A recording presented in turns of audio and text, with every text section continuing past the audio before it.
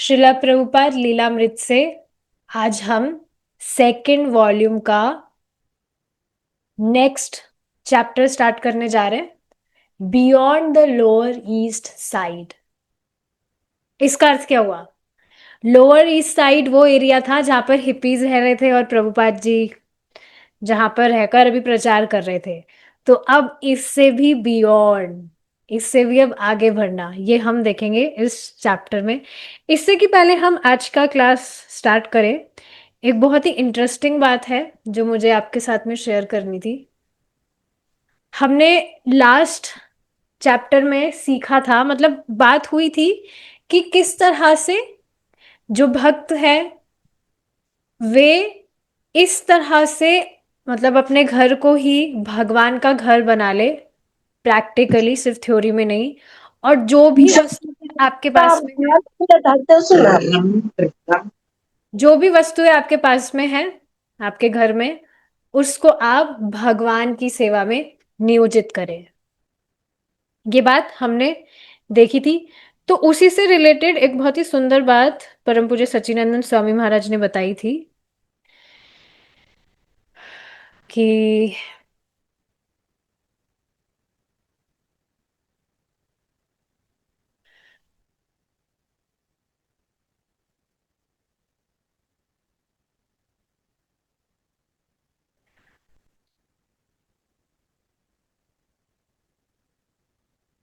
देखिए, उसमें बताया गया था, एकदम से मैं भूल कैसे गई, मुझे अभी याद था।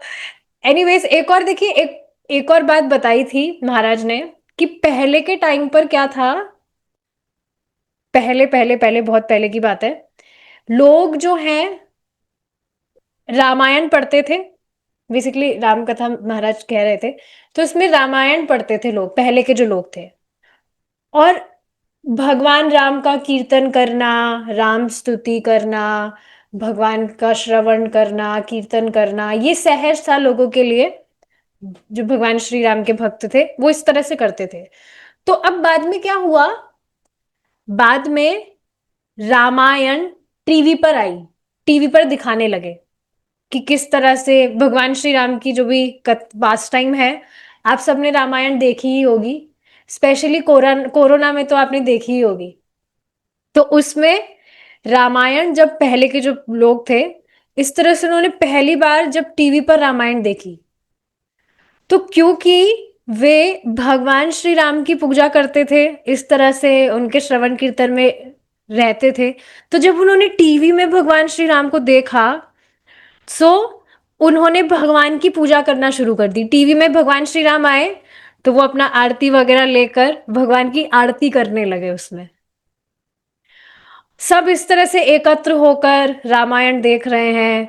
तो जब सीता जी का अपहरण हो गया तो सब रो रहे हैं, और मतलब बिल्कुल एब्जॉर्प्शन के साथ में, जैसे भगवान के पास टाइम में ही एंटर कर गए हो। यस, बेसिकली यही बात थी जो मैं बताना चाह रही थी कि मैं थोड़ा स्लिप कर गई। ये वाली बात नहीं थी, ये तो हमने डिस्कस किया ही था लास्ट वाले चैप्टर में कि सब कुछ भगवान की सेवा में नियोजित किया जाए।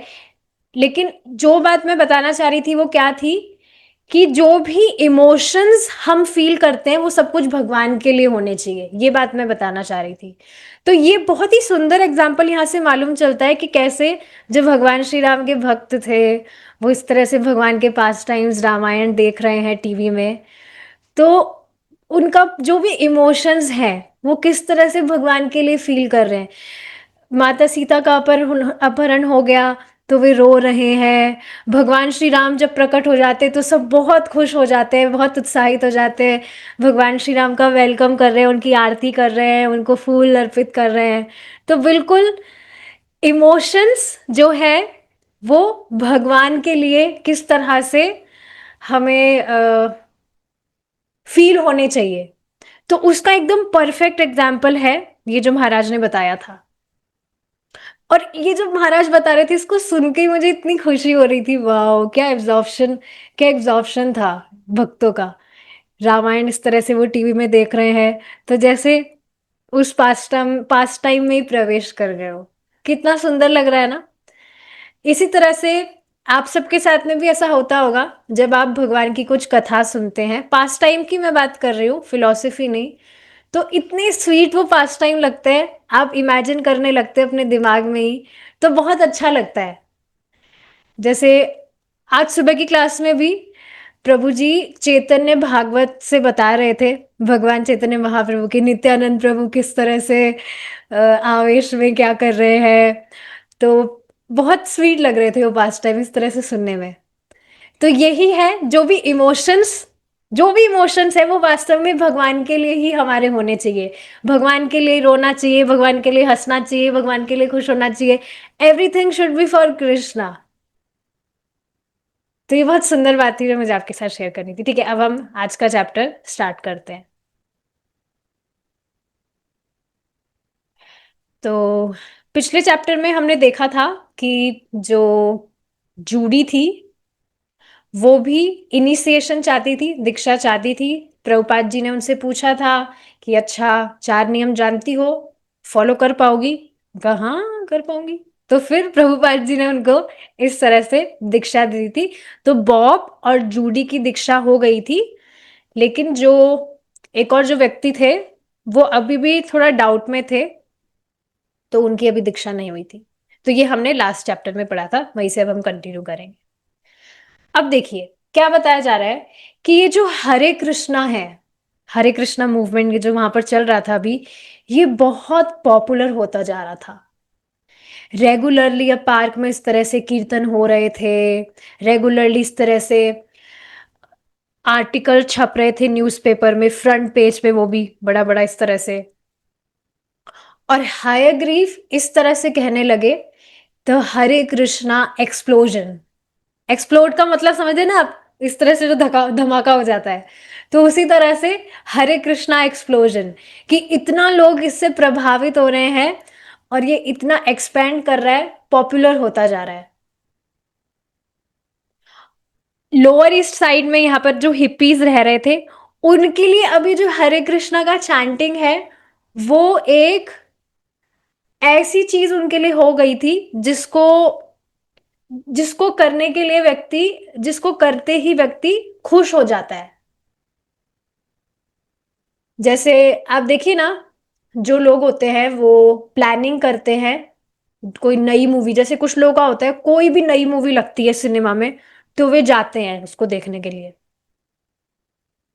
या जिनका फैशन में इंटरेस्ट होता है, तो कोई भी जो नया पैटर्न, नया ड्रेस आया मार्केट में, तो वो उसको लेते ही लेते हैं।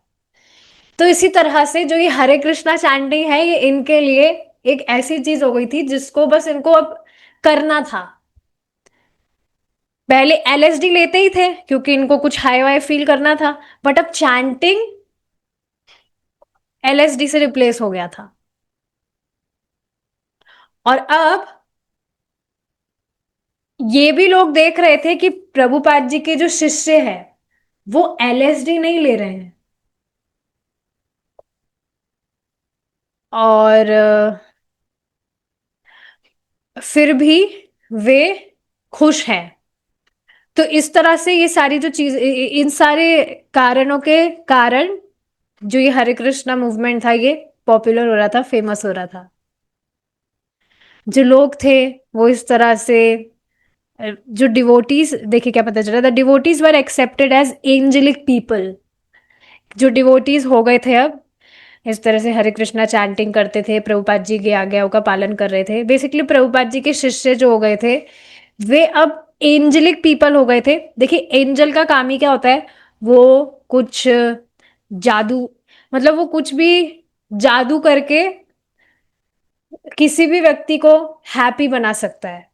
तो डिवोटीज जो थे वो यहाँ पर ऐसे एंजेलिक पीपल हो गए थे जो दूसरे किसी ग्रह के वासी को, यहाँ के तो है ही नहीं, और इनके पास में रेमेडी थी कि कैसे लोग चैंटिंग करने के थ्रू शांति अनुभव कर सकते हैं। तो इस तरह से ये लोगों को चैंटिंग करना सिखाते थे, उनको फ्री में प्रसाद देते थे और फ्री में जगह भी देते थे रहने के लिए। अभी रिसेंटली किसी क्लास में सुना था, प्रभु जी क्लास में सुना था, लेकिन मैं भूल रही हूँ कौन सी क्लास थी। उसमें भी प्रभु जी ने मेंशन किया था कि आप देखेंगे प्रभुपाद जी जब अमेरिका गए थे तो उनके पास में रेंट भी नहीं था देने के लिए, बट उसके बाद में भी वो लोगों को फ्री में खाना खिला रहे थे, प्रसाद दे रहे थे। आप देख ही रहे हैं यहाँ पर। तो इस बात को आप समझिए, जब आप भगवान की इच्छा में अपना हाथ मिलाते हैं तो आपको पूरी तरह से भगवान की सहायता प्राप्त होती है। आज देखिए एक क्वेश्चन प्रभु जी ने पूछा था, अभी भगवत गीता की जो रिकॉर्डिंग हम सुन रहे हैं, तो वो क्वेश्चन मेरा भी आप सबसे है, you can raise your hand, कि क्या आपके पास में कोई एक भी काउंसली है जिसको आप प्रचार कर सकते हैं या कर रहे हैं? कोई अपना हाथ उठाना चाहेंगे? श्यामली माता, सॉरी नाम नहीं लेना चाहिए, ठीक है। अ, कोई हाथ नहीं उठा रहा है, ये तो सही बात नहीं है। देखिए इस बात को समझिए, ठीक है एक व्यक्ति, इस बात को समझिए, अब आपको भक्ति करते हुए काफी टाइम हो गया है, तो आपको कम से कम एक व्यक्ति तो अपनी लिस्ट में रखना चाहिए जिसको आप प्रचार कर सके। देखिए ये बहुत ज्यादा इंपॉर्टेंट है। और आप प्रचार नहीं भी कर पा रहे, आपके पास में कोई व्यक्ति भी नहीं है, लेकिन आप अपने मन में इच्छा कर रहे हैं कि मुझे प्रचार करना है। हरे कृष्ण दासी माता जी, मैं जानती हूँ आप बहुत लोगों को प्रचार करती हैं अपने आस पड़ोस में ही। माता जी बता रही थी कि आस पड़ोस में जो भी दिखता है उनको बताती रहती हैं। बहुत अच्छी बात है ये। तो इस बात को आप समझिए, आपके पास में कोई व्यक्ति है भी नहीं जिसको आप अभी प्रचार नहीं कर पा रहे, पर आप इच्छा करिए कि काश मैं प्रचार कर पाता, मुझे प्रचार करना है, तो भगवान स्वयं आपके पास में लोग भेजेंगे। अभी आपको पता होगा, जो रत्नेश प्रभु जी है उन्होंने एक ग्रुप स्टार्ट किया है चैंटिंग के लिए। तो मैं सबको, मतलब अभी इसी काम में मैं बिजी हूँ, सबको मैं इसके बारे में ही बता रही हूँ। और मैंने मेरे कॉन्टेक्ट्स में देखा, इतने सारे लोग हैं, सच में इतने सारे लोग हो गए हैं, उनको मैं रिप्लाई भी नहीं कर पा रही हूँ, टाइम नहीं मिल पा रहा। लेकिन मैं इस तरह से देख रही थी कि इतने सारे लोग हैं जिनको भगवान के विषय में बताया जा सकता है। काफी लोग हैं जो अग्री भी कर रहे हैं, काफी लोग ऐसे थे जो चैंटिंग नहीं कर पा रहे थे, लेकिन अब इस ग्रुप की वजह से उन्होंने चैंटिंग करना स्टार्ट कर दिया, and they were also thanking. तो इस बात को आप समझिए, आपके पास में डेफिनेटली लोग हैं, अगर आप थोड़ा विचार करें कि आप किनको बता सकते हैं। कोई भी हो सकता है, वो आपके कोई स्कूल या कॉलेज का कोई दोस्त हो सकता है, आपके आस पड़ोस में हो सकता है कोई, कोई ऐसा व्यक्ति हो सकता है जिससे आप बहुत पहले बात करते थे पर अब आपसे उसकी बात नहीं होती हो। आप सोचिए, आपके मोबाइल में ही कोई कांटेक्ट ऐसा होगा जिससे आप बताए तो वो मान जाए। माने या ना माने वो तो खैर आगे की बात है, पर बताएं आप, कोई ना कोई तो ऐसा व्यक्ति मिल ही जाएगा आपको, तो आपको ट्राई करना चाहिए। तो इसी तरह से आप देखेंगे यहाँ पर जो भक्त थे वो इस तरह से फ्री में प्रसाद वितरण कर रहे हैं, चैंटिंग के विषय में बता रहे हैं और लोगों को जगह भी दे रहे हैं कि आइए आप रहिए। तो इस तरह से ये बहुत पॉपुलर हो रहा था। यहाँ पर इनकी जगह पर बहुत ही शानदार वेजिटेरियन फूड लोगों को मिले, इस तरह से भी ये पॉपुलर हो रहा था। क्योंकि इस बात को समझिए, उस समय सिर्फ प्रभुपाद जी ही थे जिन्होंने इंडिया में जो खाना वगैरह, जो पॉपुलर डिशेज है हम यहाँ पर बनाते हैं, वो वहां पर वेस्ट में नहीं मिलता है, और लोगों को वास्तव में यहाँ का खाना बहुत पसंद आता है। अभी एक माता जी आई थी, परम पूज्य सच्चिदानंद स्वामी महाराज की शिष्या है वो, तो उनसे मैं मतलब पूछ रही थी कि आप कैसे भक्ति में आई। तो वो बता रही थी कि उनकी ही कंट्री में वो डेली संडे प्रोग्राम के लिए जाती थी, और वहां पर सब भक्तों को फ्री में प्रसाद दिया जाता था, कीर्तन होता था, फिलॉसफी ज्यादा नहीं बताई जाती थी, कीर्तन पे डांस वगैरह होता था, और फ्री में प्रसाद देते थे।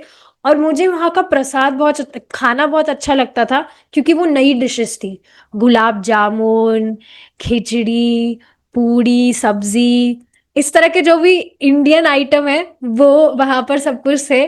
तो वो सबको बहुत पसंद आते थे। काफी लोग इस तरह से बताते हैं कि प्रसाद के कारण वे भक्त बन गए। प्रसाद अच्छा लगता था, तो बस प्रसाद की लालच से ही जाते जाते जाते भक्ति उन्होंने कब एक्सेप्ट करके भक्ति करने लग गए पता ही नहीं चला। तो इस बात को आप समझिए, कल भी प्रभु जी इस बात को बता रहे थे, मैं ओपनली नहीं कहना चाह रही हूँ पर आप समझ जाएंगे कि किस तरह से पहले प्रभु जी खैर ऑफन कहा करते थे किन्हीं को कि आप चैंटिंग करिए, पर वो बात नहीं मान रहे थे। पर इस तरह से उनको अच्छा प्रसाद खिलाते खिलाते अपने आप ही अब वो खुद आगे होकर प्रभु जी की बात मानने लगे।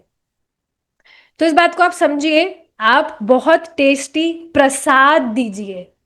ज्यादा भी अगर कुछ नहीं कर पाए तो कम से कम प्रसाद आप दीजिए, और उससे चेतना परिवर्तित होती है। तो ये बहुत सुंदर बात है। तो हाँ, इस तरह से यहाँ मेंशन है कि वहां पर बहुत अच्छा वेजिटेरियन फूड मिलता है अगर आप सही टाइम पर वहां जाए तो, नहीं तो खत्म हो जाएगा। और वहां स्टोर फ्रंट में ही जहां पर प्रभुपाद जी अपनी क्लासेस वगैरह होल्ड करते थे, वहां पर भारत से ही कुछ किताबें भी थी वहां गेट पर शेल्फ पर, तो वहीं पर वो रखी होती थी। अब आगे देखिए क्या बताया जा रहा है, किस तरह से ये बियॉन्ड जा रहा है। क्लब्स में जो लोकल म्यूजिशियंस हुआ करते थे वो कुछ मेलेडी वगैरह बजाया करते थे। क्लब वगैरह आप जानते हैं। तो अब वहां से ये जो लोग हैं वो मेलेडी यहाँ पर गाने लगे जो इन्होंने स्वामी जी प्रभुपाद जी के कीर्तन में, यहाँ जो पार्क और टेम्पल में जो कीर्तन वो सुनते थे, इसमें से कुछ लोग ये म्यूजिशियन भी थे जो इस तरह से प्रभुपाद जी को सुनने जा रहे थे, कीर्तन वगैरह सुनने जा रहे थे। तो अब वही मेलेडी वे यहाँ क्लब्स में बजाने लगे। जो ये हिप्पीज वाला एरिया था ना, इसके पास में ही काफी आर्टिस्ट और म्यूजिशियंस रहा करते थे। और अब वे हरे कृष्णा वाले लोग भी हो रहे थे धीरे धीरे, म्यूजिशियंस जो भी लोग थे। तो वो क्लब्स वगैरह में जो भी अपना गाना वाना बजाते हैं वहां पर वो ये कीर्तन भी गाने लगे हरे कृष्णा वाला। तो कितना अमेजिंग है ना ये।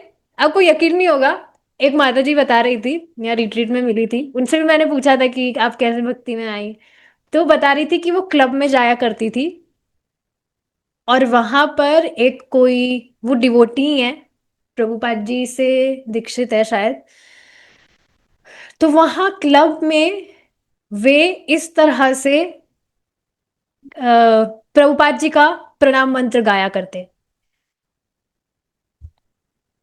और जैसे उनकी मेलेडी होती है ना, जिस वे में वो गाते हैं, जो भी उनका रॉक्स म्यूजिक, पॉप म्यूजिक जो भी होता है उसमें ही, नमो विष्णुपादाय कृष्ण पृष्ठाय भूतले श्रीमते भक्ति वेदांत, इस तरह से इस वे में वो प्रभुपाद जी का प्रणाम मंत्र गा रहे हैं। लोगों को उसका मतलब तो नहीं पता है, पर उनको म्यूजिक अच्छा लग रहा है, इस तरह से लाउड म्यूजिक जो होते हैं, तो वो भी बस उसमें हो रहे हैं। उनको जैसे मतलब भी समझ में ना आ रहा हो, पर सुनने में उनको अच्छा लग रहा था जिस वे में वो गा रहे थे।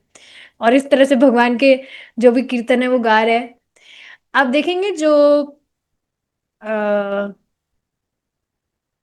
प्रभु जी, राधिका दास प्रभु जी, आपने उनके कीर्तन सुने होंगे। तो वो भी इस तरह से कॉन्सर्ट टाइप कीर्तन करते हैं, और उसमें बहुत सारे लोग इस तरह से जुड़ते हैं, क्योंकि देखिए ये कॉन्सर्ट्स क्लब्स वगैरह ये लोगों को पसंद ही है इस तरह से। वो डिस्को लाइट वगैरह जो होती है, ऐसी चीजें लोगों को आती है पसंद। तो अब ऐसा माहौल जो लोग चाहते हैं, तो वो इस तरह से कीर्तन वगैरह में भी जाते हैं, तो वो उसको बहुत रेलिश करते हैं। अब देखिए बर्टन ग्रीन क्या कह रहे हैं इस विषय में। जो म्यूजिशियंस थे उनको बहुत अच्छा लग रहा था ये जो हरे कृष्णा चांट था, भगवान कृष्ण का जो चैंटिंग है, गोविंद जय जय, इस तरह से बहुत सारे कीर्तन भी प्रभुपाद जी गाया करते थे भगवान के नामों पर। तो उनको बहुत अच्छे लगते थे। तो अब ये कुछ जो चैंटिंग्स थी, इस तरह से जो ये गाया करते थे, वो उन्होंने यूज की, मतलब वो ये सारे जो भी मेलोडीज थी, चैंटिंग्स थे, इसको भी वे गाने लगे थे, रिकॉर्ड भी करने लगे थे। ये जो व्यक्ति बता रहे, बर्टन ग्रीन। और बहुत सारे जो म्यूजिशियंस हैं, वो ये जो चैंटिंग है ना भगवान के नामों का, इसको अलग अलग तरह से वे प्रदर्शित करने लगे। उनका जो भी स्टाइल होता है, जिस भी तरह का म्यूजिक वगैरह वो लोग गाते हैं, तो उस तरह से वे अलग अलग तरह से उसको कर रहे थे, अपनी परफॉर्मेंस दे रहे थे। तो इस तरह से थोड़े से टाइम में ही थोड़े से टाइम में ही स्टार्ट किया, और फिर बहुत लाउड म्यूजिक इस तरह से। तो यही सारी चीजें बताई जा रही है। और फिर बाद में ऐसा भी होता है कि पहले कुछ म्यूजिक वगैरह उन्होंने बजाया, और फिर बाद में ये चैंटिंग उन्होंने इंक्लूड कर दिया भगवान के नामों का। तो अब देखिए, लोगों को समझ नहीं आ रहा है, लोगों को ये भी हो डेफिनेटली है ही कि उनको पता नहीं है कि ये सारे शब्द का मतलब क्या है, पर प्यूरिफिकेशन हो रहा है। तो वो माता जी बता रही थी कि इस तरह से क्लब्स वगैरह में जाते थे, तो प्रभुपाद प्रणाम मंत्र वो गा रहे हैं, तो यद्यपि लोगों को नहीं पता, पर प्यूरिफिकेशन लोगों का हो रहा था। और बहुत सारे लोग जिस तरह से क्लब्स वगैरह में जाते थे, बहुत सारे लोग भक्त बन गए। तो ये बहुत इंटरेस्टिंग है।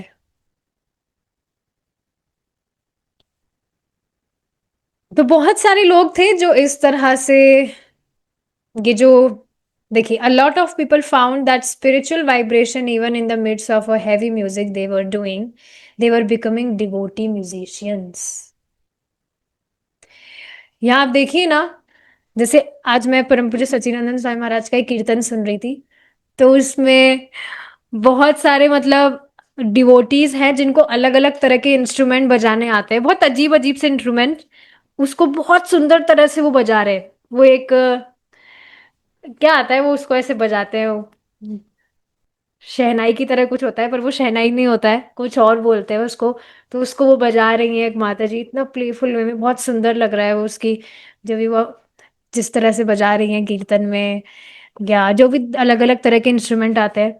तो वैसे ही यहाँ पर भी इस तरह से कीर्तन कर रहे हैं ये भगवान के नामों का, भगवान के नामों को गा रहे हैं, जो भी इनको इनका म्यूजिक स्टाइल है उसमें बजा रहे हैं। तो अब ये म्यूजिशियंस जो एकदम साधारण से लोग थे, ये अब डिवोटी म्यूजिशियंस बन रहे थे। इस तरह से स्पिरिचुअल वाइब्रेशन, भगवान के नामों का संपर्क, खुद खुद अब गा रहे हैं तो खुद को तो मिल ही रहा है, खुद का तो प्यूरिफिकेशन हो रहा है, और दूसरों को भी इस तरह से लाभ हो रहा है। तो देख रहे हैं आप किस तरह से जो ये हिप्पी वाला एरिया था, लोअर ईस्ट साइड, इससे कैसे अब बियॉन्ड जा रहा है।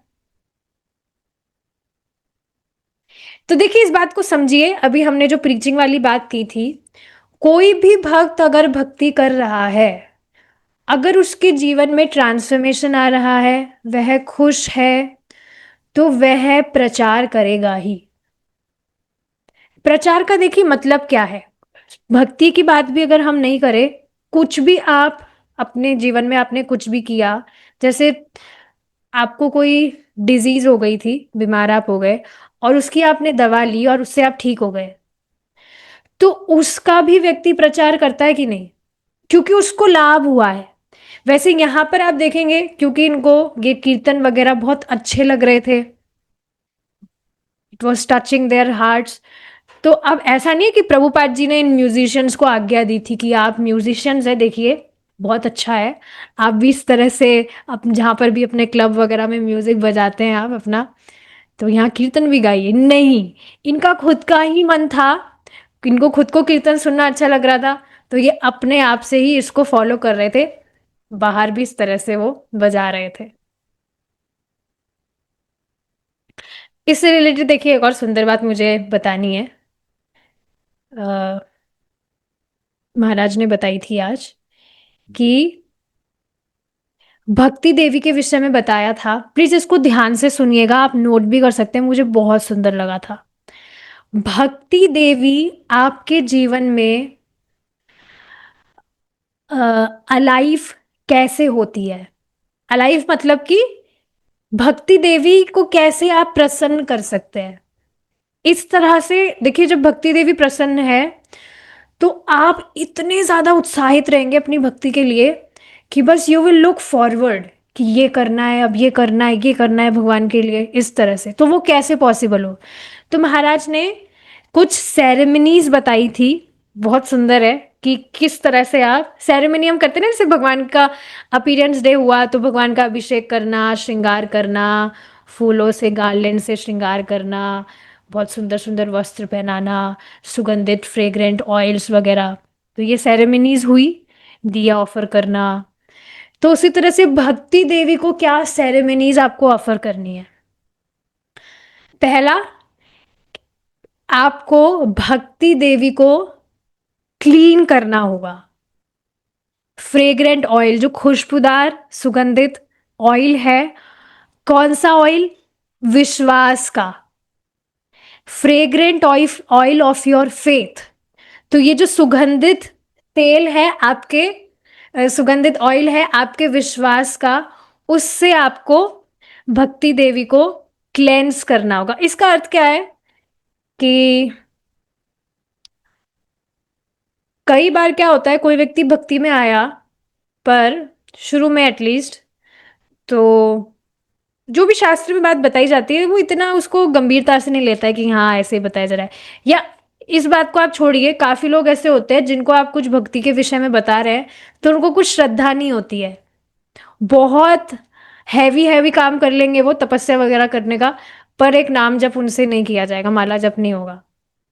तो ये फेथ बहुत जरूरी है। तो ये फर्स्ट पॉइंट बताया था, cleanse bhakti devi with fragrant oil of your faith. Second क्या था? जो सेंटेड ऑयल है उससे क्लीनिंग करना। और वो सेंटेड ऑयल क्या है? हियरिंग का सेंटेड ऑयल, श्रवण। इसका अर्थ क्या है कि हमारा जो हृदय है, भगवान का हम श्रवण करते हैं। ये कुछ इंपॉर्टेंट पॉइंट है। फेथ, एक तो श्रद्धा होना, श्रवण कि आप श्रवण जितना जितना श्रवण करेंगे उतनी और आपकी श्रद्धा पुष्ट होगी। तो ये सेकंड पॉइंट था, that cleanse her a second time with scented oil of hearing. फिर स्नान करवाना, किससे? स्वच्छ निर्मल जल से। किसके?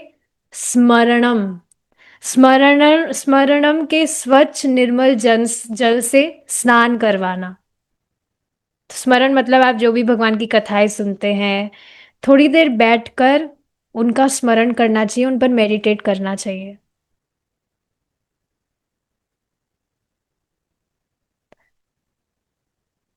बहुत सुंदर है। इस पर एक और आपको सीक्रेट बताऊं, आप जब चैंटिंग कर रहे हैं, अभी रिट्रीट में ही महाराज ने बताया था इस विषय में, आप जब चैंटिंग कर रहे हैं और चैंटिंग करते समय आपको भगवान की कथाएं याद आ रही है, लीलाएं याद आ रही है, तो ये बहुत सुंदर बात है। और लीलाएं और कथाएं कब याद आएगी? जब आप उनके विषय में सुनेंगे, पढ़ेंगे।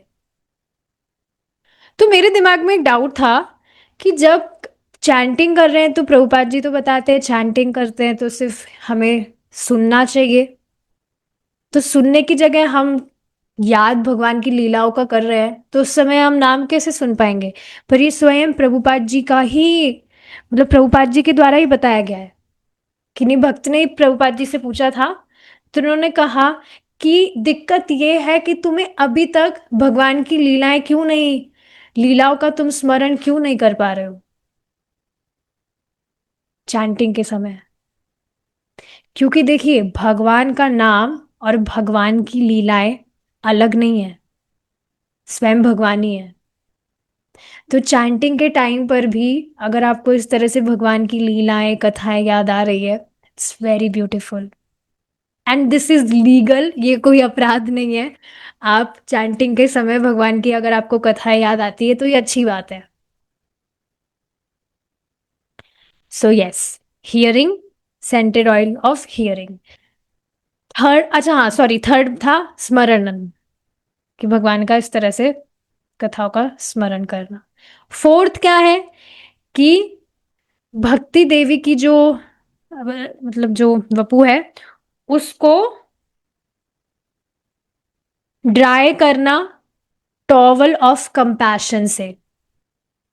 नहाने के बाद में हम तौलिए से साफ करते हैं ना, तो उस तरह से कंपैशन के तौलिए से। ये थोड़ा हिंदी में अजीब लग रहा है पर महाराज ने इस तरह से बताया, dry her body with the towel of compassion. अब इसका मतलब क्या है कि सिर्फ खुद के ही बारे में नहीं सोचना चाहिए। जैसे अभी मैंने हैंड रेस करवाया था कि क्या आपके पास में एक भी काउंसली है, तो वही खुद के बारे में नहीं सोचना चाहिए। हालांकि ये भी अच्छी बात है कि आप खुद भक्ति कर रहे हैं, पर दूसरों के बारे में भी सोचना चाहिए, दूसरों को भी बताना चाहिए भक्ति के विषय में।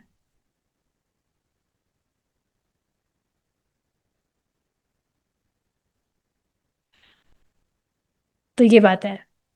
आप खुद बताइए कनुप्रिया माता जी, आपने जैसे आप इस ग्रुप से ज्वाइन हुए जो चैंटिंग वाला है ग्रुप, तो अब आप औरों को भी जब बताएं इसके विषय में तो क्या आपको खुशी नहीं हुई? कितना सुख मिलता है कि आपने किसी को बताया, वो आपकी बात मानकर वो भी चैंटिंग करने लग गया।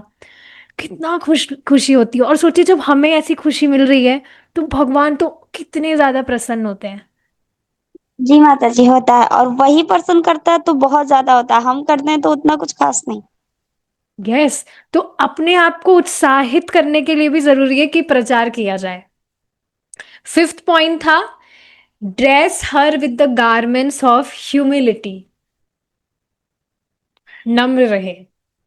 तो आप प्रचार करने का प्रयास कर रहे हैं, तो हो सकता है सामने वाला आपकी बात ना माने, या जो बात मान रहा है वो कभी कभी ना माने, कभी कभी मान रहा है, बट कोई बात नहीं है, सहनशीलता होनी चाहिए। सो ये भी पॉइंट बहुत सुंदर था कि ह्यूमिलिटी के वस्त्रों से, विनम्रता के वस्त्रों से ड्रेस किया जाए। सिक्स था apply fragrant cosmetics of firm determination. Determination मतलब भक्ति आप कर रहे हैं तो एकदम स्थिर होकर, नियमित रूप से जो भी आपको साधन बताया जा रहा है उसको नियमित रूप से आप कर रहे हैं। और जब आप इस तरह से फ्रेग्रेंट जो ऑर्नामेंट्स, कॉस्मेटिक, कॉस्मेटिक का मतलब आप जानते हैं ना, मेकअप वाले जो आइटम्स होते हैं, उससे जब आप भक्ति देवी को, अपनी भक्ति लता को इस तरह से, भक्ति देवी को इस तरह से आप डेकोरेट कर रहे हैं तो बहुत सुंदर लगेगी। डिटर्मिनेशन का मतलब समझो ना, आप बिल्कुल स्थिर होकर आप बस लगे हुए हैं। सेवेंथ था adorn her with the ornaments of chanting the holy names। भगवान के नामों का जो चैंटिंग है उसके सुंदर जो ऑर्नामेंट्स यानी कि जो भी ज्वेलरी है उससे आप उनको, उनका श्रृंगार कर रहे हैं, अपनी भक्ति देवी का। तो ये कुछ सेरेमनीज महाराज ने बताई थी। आप ये 7 पॉइंट्स अगर अपने जीवन में फॉलो करते हैं, क्या क्या? फेथ, हियरिंग, स्मरणम, एक बार हिंदी में करते हैं, श्रद्धा, श्रवणम, स्मरणम, दया, विनम्रता, डेटर्मिनेशन, मतलब आप स्थिरता से कर रहे हैं नियमित रूप से, और भगवान के नामों का उच्चारण। तो ये 7 चीजें करके बहुत जल्द जो हम महामंत्र करते हैं उसका मतलब ही क्या है कि भगवान आप, श्रीमती राधा रानी, भगवान श्री कृष्ण आप मुझे अपनी सेवा में नियोजित करें। बहुत जल्दी भगवान की सेवा में आप नियोजित हो जाएंगे, इस तरह से महाराज ने बताया था। तो ये कुछ पॉइंट्स थे जो बहुत इंपॉर्टेंट है, सुंदर थे। प्लीज इसको ट्राई करिए आप। आपको ये देखिए, आप पॉइंट्स कुछ नए नहीं है, ये हमको पता है, बट स्टिल इंपॉर्टेंस देकर नियमित रूप से करें। अब शाम के जो कीर्तन हुआ करते थे वो बहुत बड़े हुआ करते थे, लंबे हुआ करते थे। जो ब्रह्मानंद है वो हर रात गेट के पीछे खड़े होते थे और पूरे कमरे को देखते थे कि वे कैसे भरा होता था। जब तक पूरा कमरा भर ना जाए एक सीट भी उसमें ना रह जाए, तब तक वो चेक करते रहते थे कि और लोगों को अंदर लाया जा सकता है। और यहाँ पर अब जो लोग आ रहे थे, वो बहुत ही इंटरेस्ट था मतलब उनके पास में, तभी वे आ रहे थे इस तरह से। ऐसा नहीं था किसी को जबरदस्ती वहां पर पकड़ के बुलाया जा रहा था, खुद लोगों का एक इंटरेस्ट था, रुचि थी। इस तरह से ग्रुप में चैंटिंग हो रहा है, ग्रुप में सब म्यूजिक बना रहे हैं अपना, तो सब में बहुत रुचि थी। लेकिन कीर्तन के बाद में जब इस तरह से सब बात करना शुरू करते, तो फिर लोग धीरे धीरे जाने लगते थे कीर्तन के बाद में।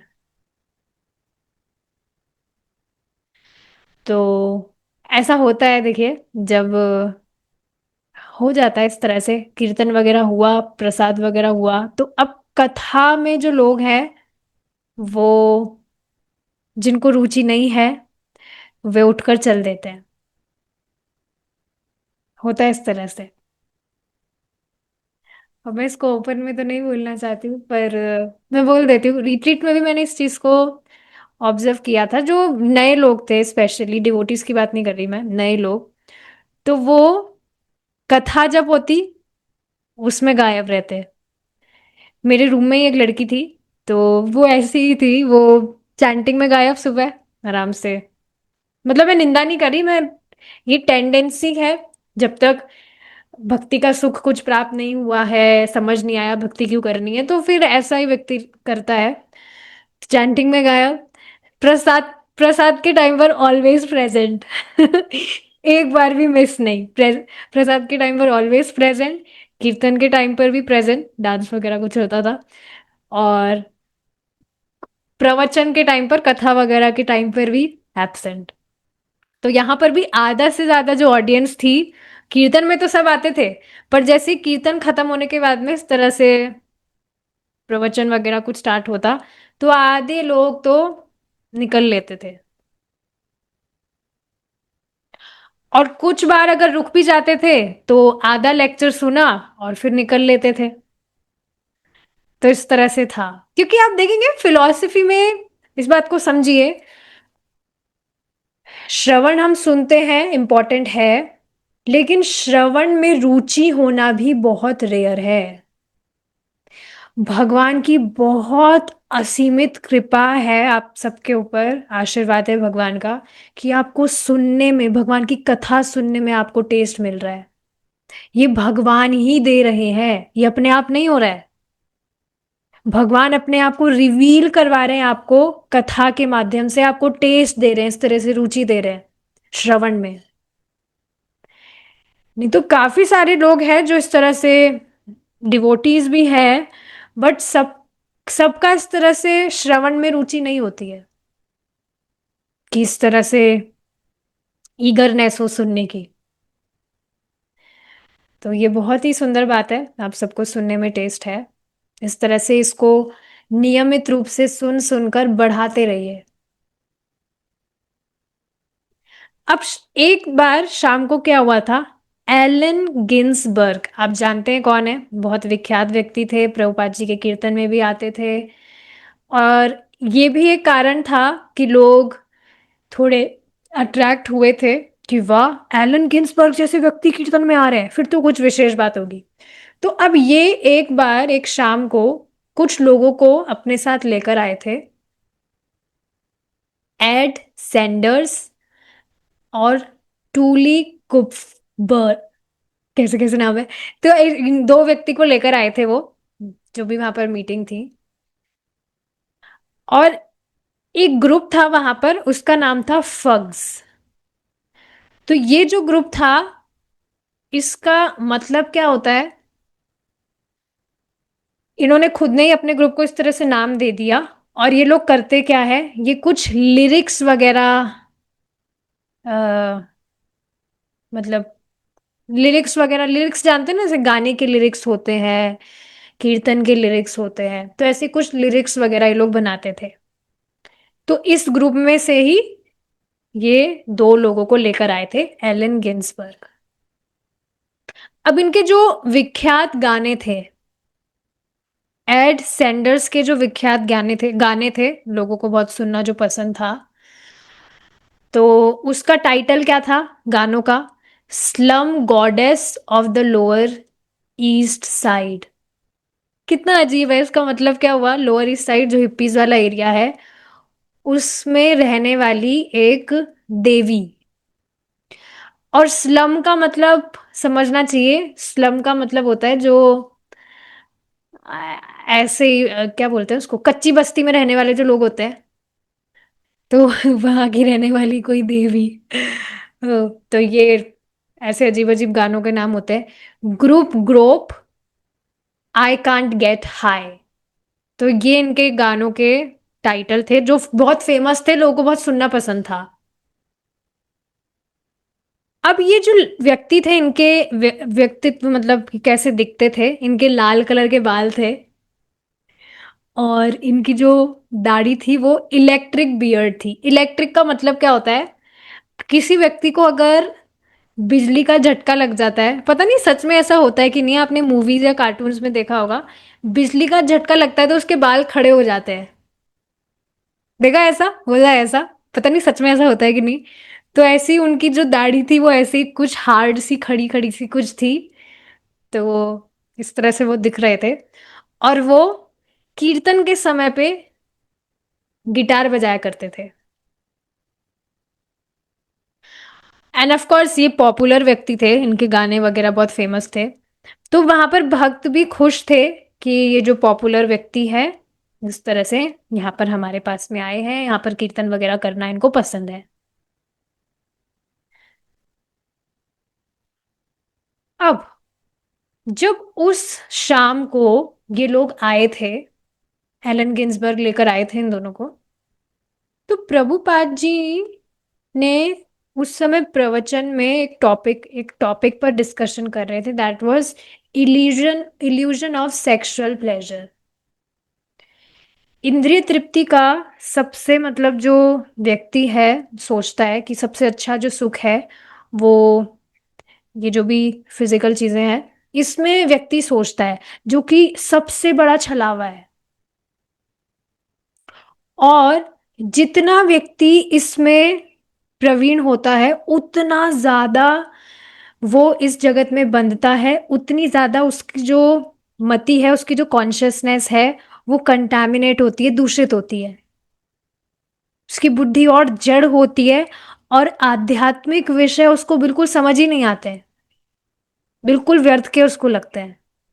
जितना वो ये ग्रॉस समझ लीजिए, ये ग्रॉस इंद्रिय तृप्ति है, ग्रॉस एकदम।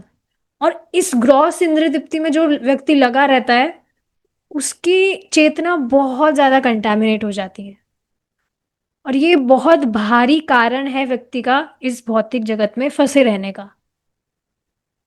जन्म के बाद जन्म इस तरह से वो लेता रहता है इस भौतिक जगत में।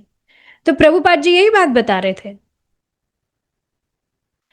और श्रीपाद यमुनाचार्य जी के द्वारा कोई वर्स है, उसको वे अक्सर बताया करते थे इस टॉपिक से रिलेटेड ही,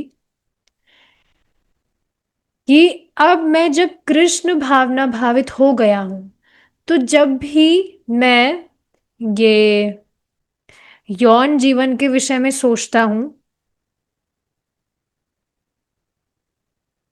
देखिए क्या पता जा रहा है, since I have become Krishna conscious whenever I think of sex life with a women my face at once turns from it and I spit at the thought. कि जब भी इस तरह से, अब मैं जब कृष्ण भावना भावित हो गया हूं और यौन जीवन का इस तरह से विचार भी मेरे दिमाग में आता है, तो उसके प्रति मेरी हे बुद्धि होती है, और उस विचार पर ही मैं थूकता हूं। इतना मतलब हे बुद्धि हो गई है, समझ है ना? किसी भी वस्तु से आपकी एकदम हे बुद्धि है, आप उसको देखना भी पसंद नहीं करते, उसके विषय में विचार भी आप करना पसंद नहीं करेंगे।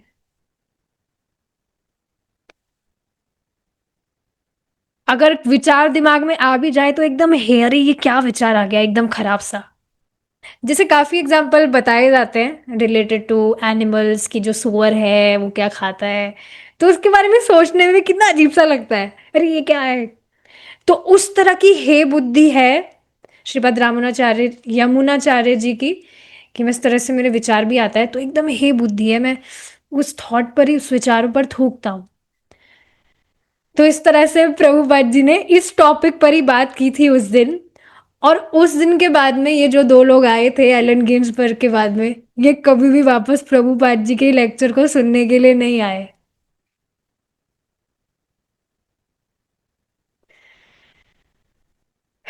तो ये बहुत ही हास्यास्पद बात हो गई। उनको बहुत हैवी लगा ये टॉपिक, तो बस वो भाग गए, फिर वहां से कभी दोबारा नहीं आए। ठीक है, इसी से अब हम आगे का जो टॉपिक है, भगवान ने चाहा तो कल कंटिन्यू करेंगे। Time is over now, will stop here. शिला प्रभुपाद की जय। हरे कृष्णा। एक और भगवान श्री राम का पास टाइम था, वो हम कल डिस्कस करेंगे। हरे कृष्णा।